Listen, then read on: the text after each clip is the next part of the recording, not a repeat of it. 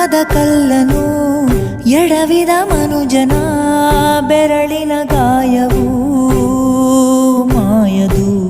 ಹಗೆಯಲಿ ಕೋವಿಗೆ ತಲೆ ಕೊಡೋ ಮರುಳರ ಗುಡಿಯಲಿ ದೈವವು ಕಾಯದು. ಕತ್ತಲನು ಮಣಿಸೋಕೆ ಹಚ್ಚಿಟ್ಟ ದೀಪ ಊರೂರನ್ನೇ ಸುಡುವಂಥ ಜ್ವಾಲೆಯಾಯಿತೇನೋ.